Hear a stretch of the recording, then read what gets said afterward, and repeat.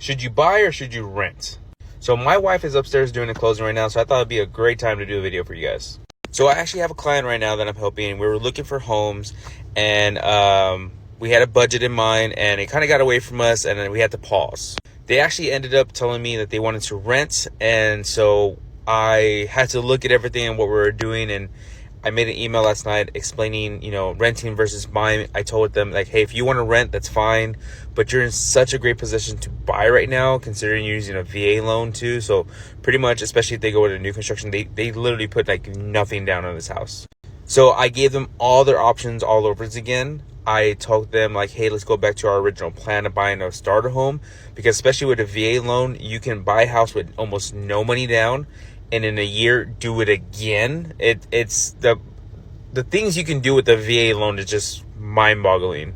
But for you, what I want to talk about is renting versus buying. I want you to also understand that whenever you're renting, don't make people make you feel bad for renting. I rented my whole life, apartments, of home. The last home I was in was a rental home for 4 years.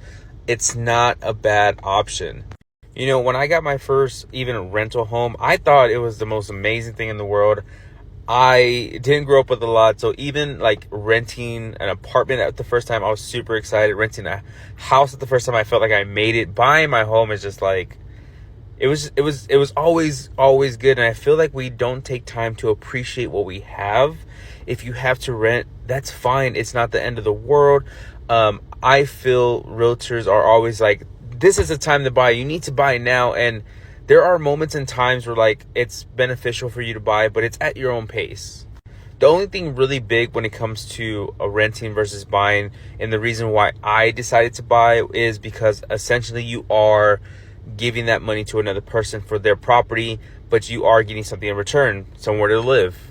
So it's not like wasted money, because you are getting something out of it. But at the same time too, if you are in a position where you can purchase pretty much the same house for pretty much the same price, you might as well purchase, so that way you can return that money back to you and start building equity. You can write off taxes. You can do a whole bunch of stuff when you have your house. The other thing with renting is the flexibility and things you don't have to do when you own a home. For example, I have to cut my yard. I have a pretty big sized yard. It takes me about an hour to cut my front and back. Most rental properties have a management company that will do that for you. If something breaks into my house and it's not under a warranty, I have to pay for it. In a rental property, you call the management company or the landlord and they fix it.